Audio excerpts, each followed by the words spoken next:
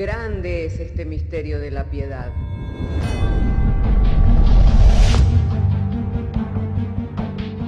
Si se destruyeran los fundamentos, ¿qué ha de hacer el justo? Porque con un solo sacrificio hizo perfecto para siempre a los santificados. Justificados por la fe, tenemos paz para con Dios. Juntamente con Él nos resucitó y nos hizo sentar en los lugares celestiales con Cristo Jesús. Fundados Y firmes en la fe, tenemos paz para con Dios.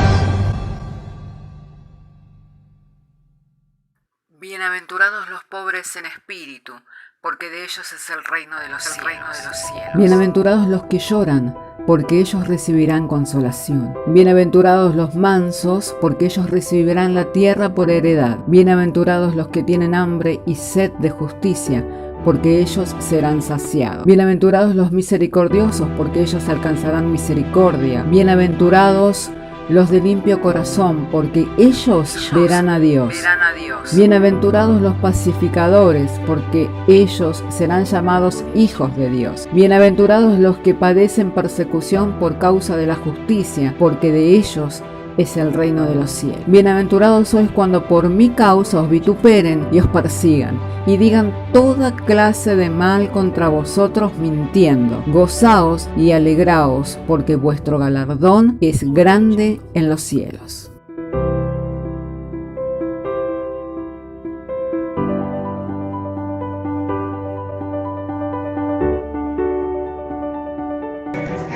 Gracias, hermano, por la alabanza.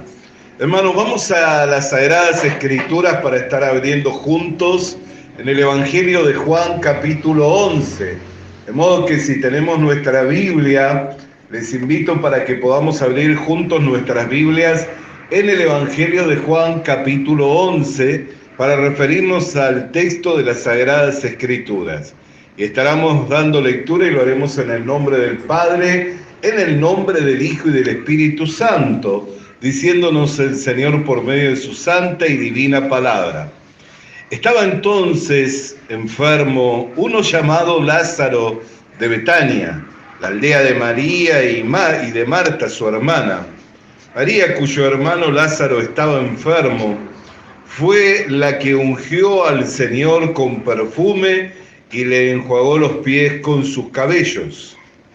Enviaron pues las hermanas para decir a Jesús: Señor, he aquí el que amas está enfermo. Oyéndolo Jesús dijo: esta enfermedad no es para muerte, sino para la gloria de Dios, para que el Hijo de Dios sea glorificado por ella.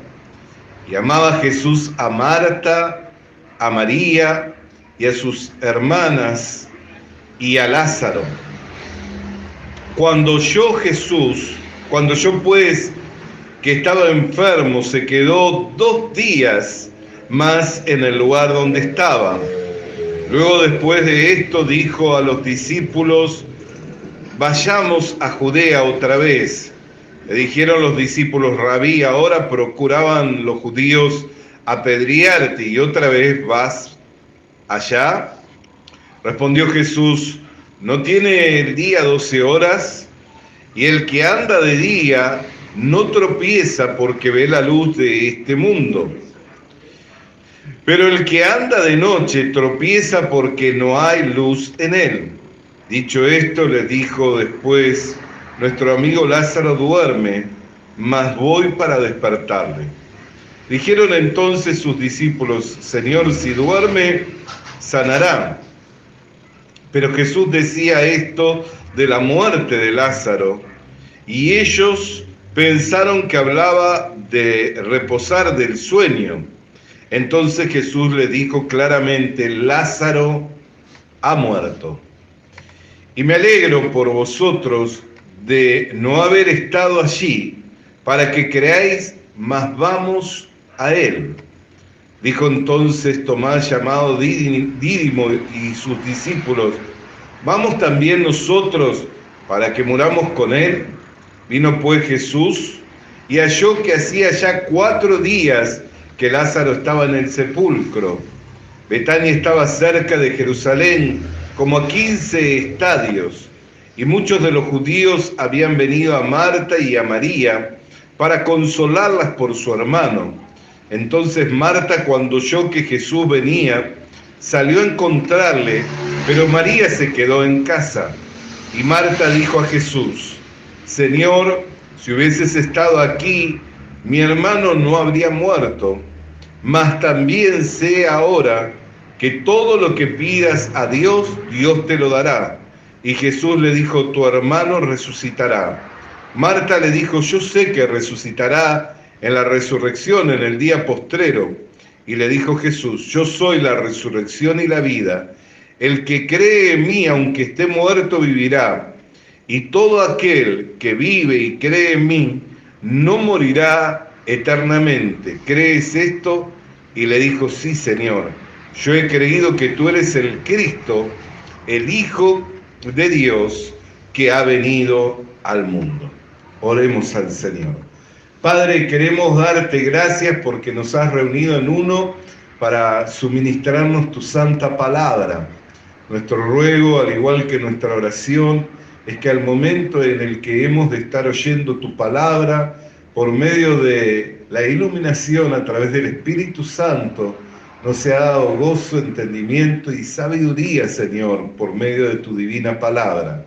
Creyendo que eres poderoso para hacer esto, te damos gracias por Jesucristo, Señor nuestro. Amén. Tomen asiento los hermanos. Hermanos queridos, es notorio de que mayormente las personas que acompañaban a Jesús, las que le seguían, tenían dificultades para unir su corazón con el corazón del Señor.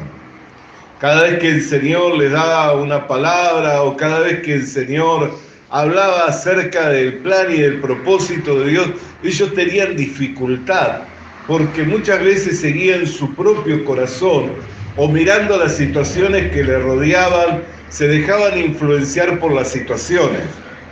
Al punto tal que cuando el Señor se dispuso para ir a resucitar a Lázaro, le dijeron al Señor: ¿vas a volver ahí sabiendo que ahí te han querido apedrear? Sin embargo, unos días antes había dicho que esa enfermedad no era para muerte, sino para la gloria de Dios. Y luego él dice: me alegro de no haber estado allí, mas ahora voy a él. Y ellos, en vez de estar expectantes por lo que habría de suceder en el momento en que Jesús profiriera la palabra como nosotros la tenemos por los testimonios de los evangelios, cuando le dijo a Lázaro: Lázaro, ven fuera, y saliendo de la tumba, resucitado de entre los muertos, todos quedaron atónitos y otros glorificaban a Dios por el gran prodigio que el Señor había hecho. En vez de estar expectantes de ello, estaban preocupados por la situación adversa, porque allí habían querido apedrearle en Betania, porque estaba cerca de Jerusalén, porque ya su figura era una figura contradictoria, la del Señor Jesucristo, para los principales religiosos. Y había algunos que hasta tal punto albergaron el temor que dijeron: ¿iremos nosotros también para que muramos con Él? O sea que no podían ligar su corazón. ¿Por qué? Porque estaban mirando la situación que los rodeaba y porque no se hallaba en su corazón lugar para las palabras del Señor. Por eso cada vez que nosotros como creyentes miramos la situación que nos rodea y no se halla lugar en nuestro corazón para la palabra de Dios, fácilmente vamos a ser vencidos por los temores. Fácilmente vamos a ser derribados, fácilmente vamos a volvernos atrás. Y difícilmente en esa condición podamos agradar a Dios. Porque la Escritura dice que sin fe es imposible agradar a Dios. Amén. Bendito sea el nombre del Señor. Entonces, hermano querido, esto es muy importante para nosotros. ¿Por qué? Porque ¿qué es la renuncia de la vida? ¿Qué es tomar la cruz y seguirlo al Señor Jesucristo? La renuncia de la vida no es tener por más alto concepto y no es tener por más importante la palabra del Señor que el sentir de nuestro propio corazón o la situación que nos rodea. Esa es la renuncia de la vida. Muchas veces las personas atribuyen a la renuncia de la vida porque han cambiado de hábitos. Antes tal vez nunca pensaban en ir a una iglesia, nunca pensaban en poder asistir a una reunión como esta, y hoy son asiduos a venir a la iglesia y a asistir a reuniones como esta, y por ello entienden que sus vidas han cambiado. Pero la vida del creyente cambia cuando éste renuncie a la vida que posee. Y no nos podemos nosotros percatar de esa renuncia, sino hasta el momento en el que somos probados. En el momento en el cual somos probados, ahí nosotros nos podemos percatar de que hemos renunciado a la vida y que estamos tomando la cruz del Señor para seguirlo. El apóstol Pablo dijo acerca de sí mismo: estoy juntamente crucificado con Cristo. Ya no vivo yo, mas Cristo vive en mí, y lo que ahora vivo, lo vivo en la fe del Hijo de Dios. ¿Por qué? Porque estaba determinado a ir en pos del Señor a pesar de todo lo que ello le implicara, el dolor que le infligiera en seguirlo al Señor. Por eso, aunque el Espíritu Santo le testificaba, y algunos hasta han argumentado, entendiendo mal, de que había desobedecido al Espíritu Santo porque el Espíritu Santo le exhortaba por medio del profeta Gabo, diciendo: de quien pertenece este cinturón, así dice el Señor, le esperan cárceles y le esperan prisiones. Y dicen que algunos argumentan que Pablo desobedeció a lo que el Espíritu Santo le decía, pero él iba preso en cadena por amor a Cristo, porque había recibido del propio Señor Jesucristo, que así como había testificado a los gentiles, así como había testificado con denuedo la palabra de Dios, había llenado Asia de la palabra de Dios, era necesario que también testificara delante de las principales autoridades. Y las principales autoridades en aquellos tiempos se encontraban en Roma. Por eso él constantemente tenía deseo de ir a Roma, pero solamente pudo ir a Roma encadenado. Las veces que él deseó ir a Roma, le fue impedido, no pudo llegar, pero cuando llegó el cumplimiento del tiempo, él pudo ir a Roma y así le pudo testificar a las principales autoridades, dando testimonio de su fe y de la gracia que es por medio del Señor Jesucristo. Entonces nosotros podemos mirar, hermano querido, que era muy común que las personas que estaban muy cerca del Señor, que tenían la oportunidad de oírle al Señor, tenían dificultades para poder unir el corazón de ellos con el de Cristo. ¿Por qué? Porque miraban las situaciones que lo rodeaban. Así en la mañana nosotros estuvimos compartiendo cómo, a pesar de que Pedro tenía gran determinación y estaba decidido a seguirlo a Jesús, aún a pesar de que eso le significara la muerte, como el Señor dijo que estaba escrito que sería herido el pastor y las ovejas se dispersaran. Por eso el Señor les anunció anticipadamente que todos le abandonarían.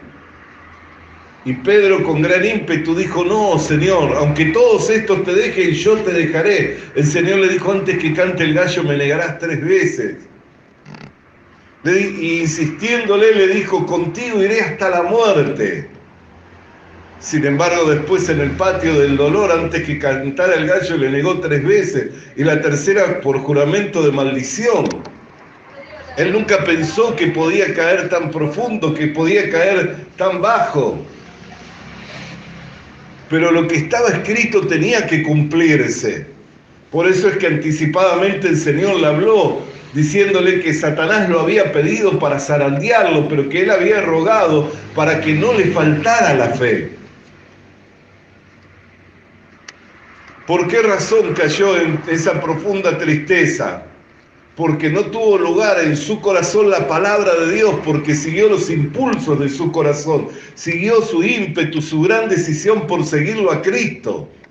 Así muchas personas han caído y no se han vuelto a levantar. ¿Por qué? Porque creen que han fracasado, creen que han traicionado al Señor, porque se habían determinado ser firmes. Y hay gente que hasta ha caído tan profundo, que se ha alejado de tal manera que ya no se vuelve al Señor. ¿Por qué? Porque dice, si ya lo defraudé, si ya lo traicioné, si ya lo abandoné, y se empiezan a cargar con toda la culpa.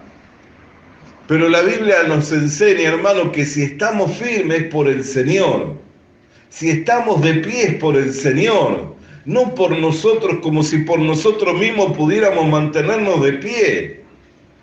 Porque tenemos la lucha de la carne, porque tenemos la lucha del sistema de este mundo, porque luchamos contra fuerzas espirituales, principados de maldad que operan en las regiones celestes, a los cuales no los vemos y ni siquiera le conocemos.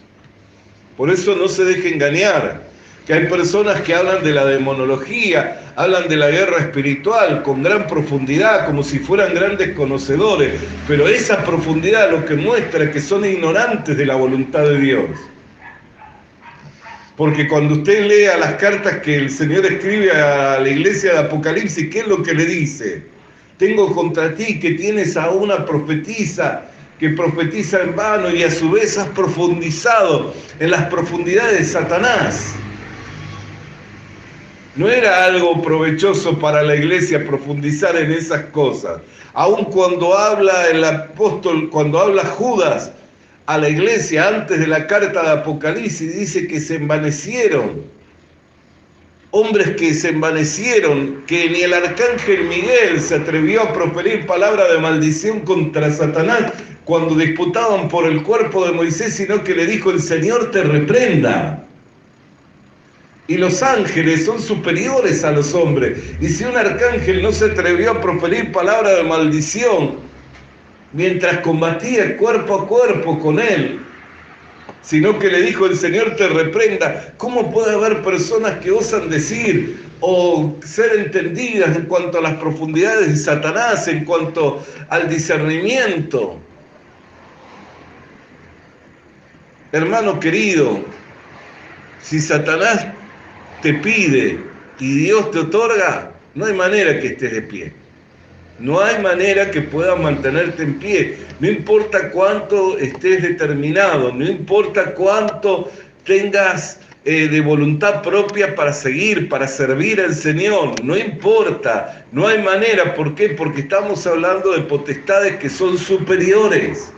Si nosotros estamos de pie, si nosotros seguimos avanzando, no es por nosotros mismos, sino por el que va delante de nosotros, que ha vencido y que ha exhibido públicamente derrotado al maligno. No es por nosotros mismos, por eso es que no puede haber jactancia en nosotros. No podemos nosotros jactarnos como si nosotros pudiéramos por nosotros mismos lograr esas cosas. No somos nosotros, sino es el Señor el que venció y nos ha hecho vencedores juntamente con Él. Entonces la victoria es del Señor y nosotros compartimos la victoria con el Señor al formar el cuerpo de Cristo acá en la tierra, al ser parte de su pueblo escogido, de su nación santa.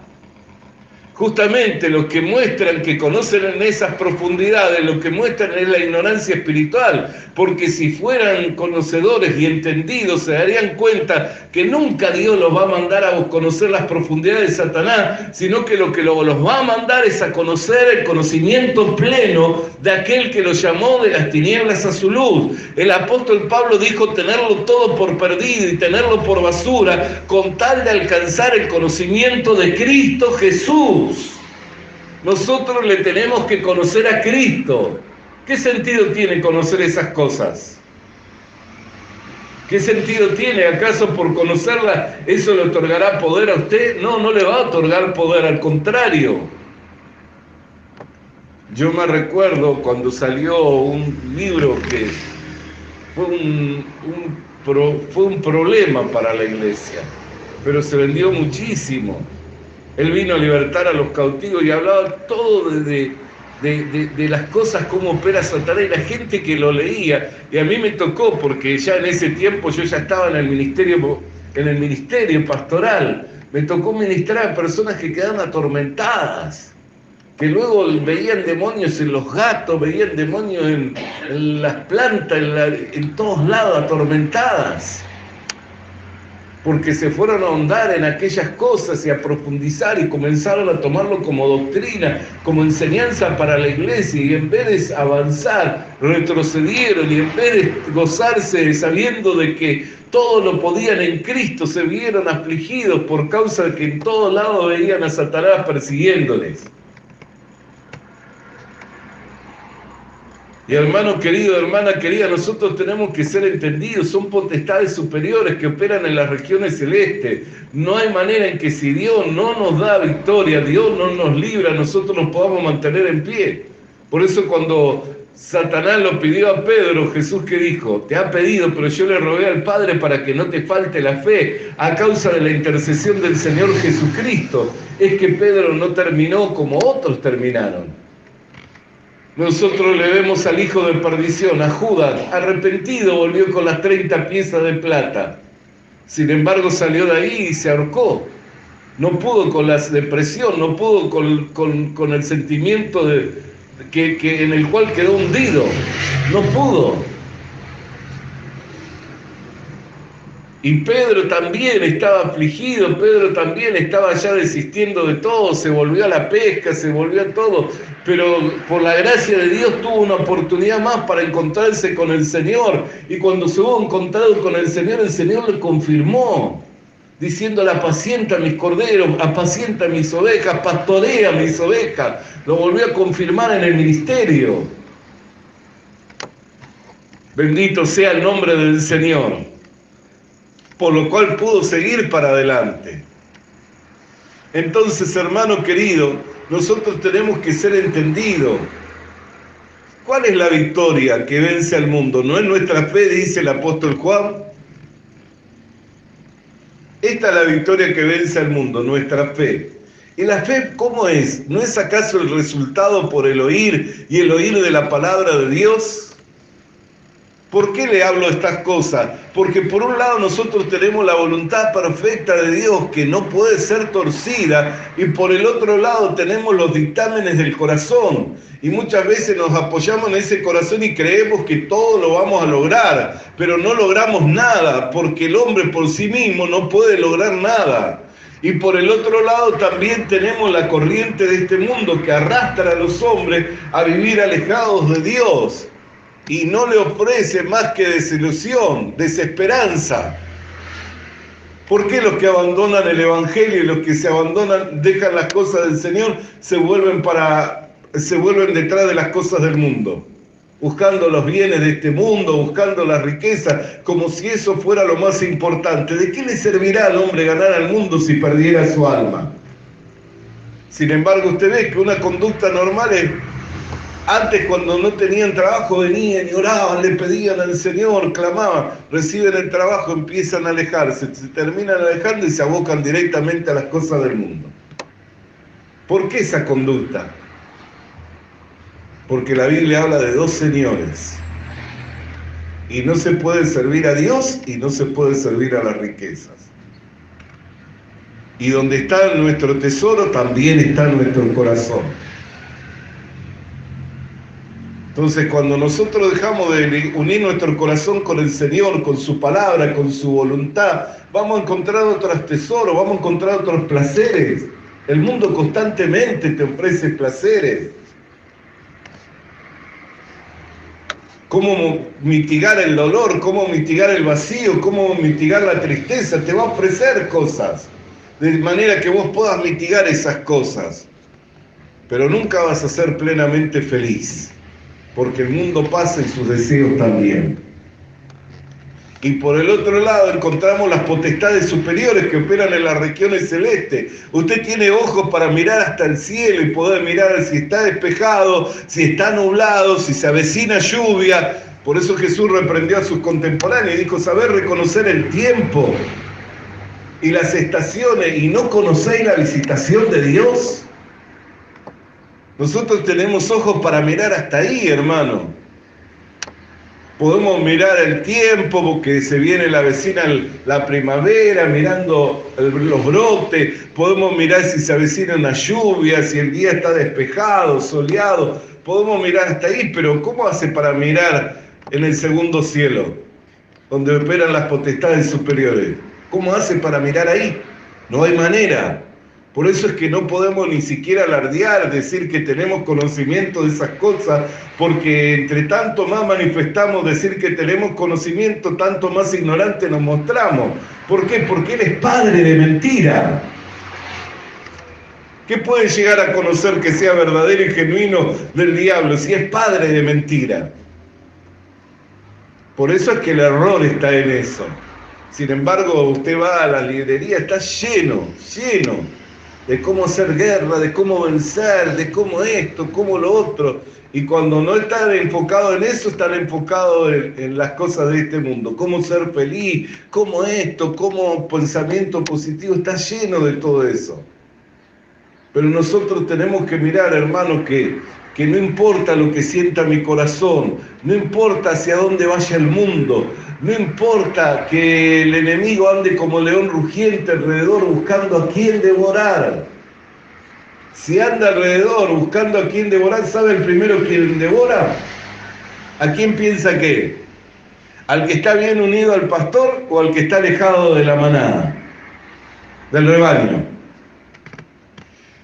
Al primero que se devora es el que está alejado del rebaño. No va a escoger al que está cerca del pastor. Amén. Entonces, hermano, lo que nosotros tenemos que mirar es mantener nuestro corazón unido al corazón de Dios. ¿Cómo podemos unir el corazón con el corazón de Dios? Para eso no es la oración, no es el ayuno, para eso es la palabra. Para eso es la palabra, porque aún, hermano, le puedo asegurar, cuando Jesús iba a ser entregado en estos días, estaba mirando la palabra. Digo, ¿cómo puede ser que el Señor los llamaba, los traía para estar con Él, para que se mantenieran velando con Él y cayeron en profundo sueño? ¿Usted piensa que si le viene profundo sueño no se duerme, o si le viene hambre no va a tener apetito, que va a poder vencerlo por sí mismo? Son cosas naturales de la vida que no se pueden vencer por uno mismo. Si Dios no le da la gracia, no las puede superar. Mírelo a Sansón, con una quijada de asno mató a 1000 hombres. Se jactó de haber matado a 1000 hombres con una quijada de asno. Le vino tal sed que se sentía que desfallecía, que se moría. Y levantó los ojos al cielo, reconoció a Dios y que la victoria era del Señor, y el Señor hizo brotar agua de la peña para que se repusiera.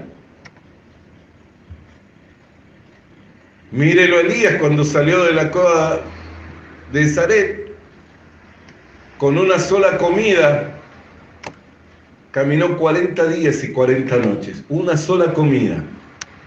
¿Ve lo que es la gracia de Dios? Puede o desfallecer o puede ser sustentado con una sola comida. Por eso nunca tenemos que pensar más de nosotros mismos, sino pensar con cordura, que lo que somos, lo somos por el Señor. Por eso es que tenemos que estar unidos a Cristo. No me habéis escogido a mí, yo os he escogido a vosotros, y os he puesto para que vayáis y se veis fruto, y vuestro fruto permanezca.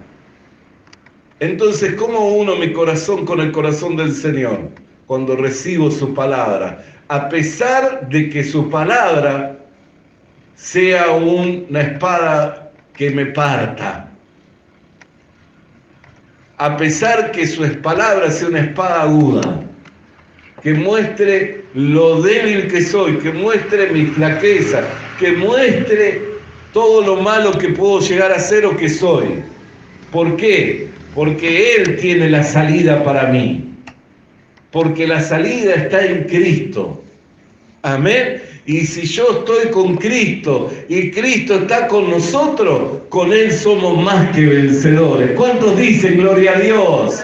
Aleluya, bendito sea el nombre del Señor. Si estamos con Cristo y Cristo está con nosotros, somos más que vencedores, hermano querido. Somos más que vencedores, hermana querida. Alabado y santo sea el nombre del Señor.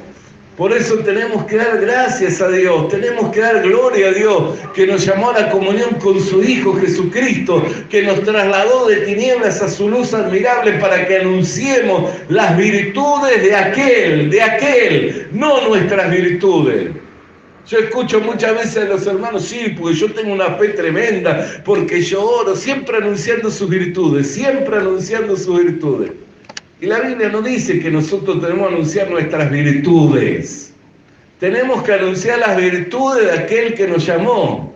Porque usted puede ser, como yo también lo puedo llegar a ser, un Pedro cualquiera, que diga y se llene la boca y se jacte diciendo que hasta la muerte lo va a seguir y en la primera de cambio lo niega 3 veces. Puede ser. Amén. ¿Cuál fue el terror, el espanto que inundó su corazón por lo cual lo negó? Usted no lo sabe, yo tampoco. Pero habrá sido bastante el miedo, ¿no? Por el cual lo negó. Se habrá aferrado bastante a la vida y a no querer involucrarse con el Señor, por lo cual lo negó. ¿Qué pensamiento le trajo el diablo? ¿Qué cosa le murmuró al oído? Por lo cual lo negó, siendo que estaba tan determinado. Entonces no somos llamados a anunciar nuestras virtudes, sino las virtudes de aquel que nos llamó. Y por Él nosotros somos más que vencedores. Vamos a orar. Padre, queremos darte gracias porque nos has enviado tu palabra para alumbrarnos en esta hora, a fin de que por medio de tu palabra podamos llegar a ser entendidos de cómo unir nuestros corazones, Señor, con tu corazón, de modo que podamos vivir en este mundo vidas felices y ser plenamente, Señor, dichosos, sabiendo que contigo somos más que vencedores y que tú eres el que nos ha dado la victoria, por la que te damos toda la gloria a ti, en el nombre de Jesús. Amén y amén. Alabado y santo sea el nombre del Señor. Mientras nos preparamos para el servicio de la Santa Cena, vamos a estar cantando y alabándole al Señor. Visita nuestras redes sociales. Suscríbete activando la campanita. Comparte con nosotros el mensaje de la palabra de Dios.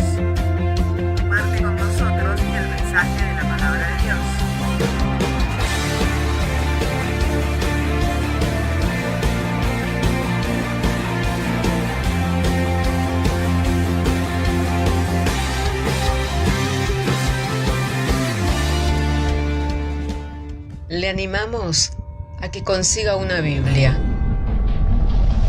porque en ella encuentra la mente de Dios, el estado del hombre, el camino de salvación, la muerte de los pecadores y la felicidad de los creyentes. Sus doctrinas son santas, sus mandamientos son obligatorios, sus historias son verdad y sus decisiones inalterables.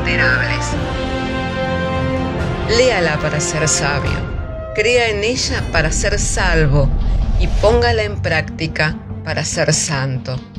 Ella contiene luz para guiarle, alimento para reforzarle y consuelo para alentarle. La Biblia es el mapa del viajero, el bastón del peregrino, la brújula del piloto, la espada del soldado y la carta del cristiano.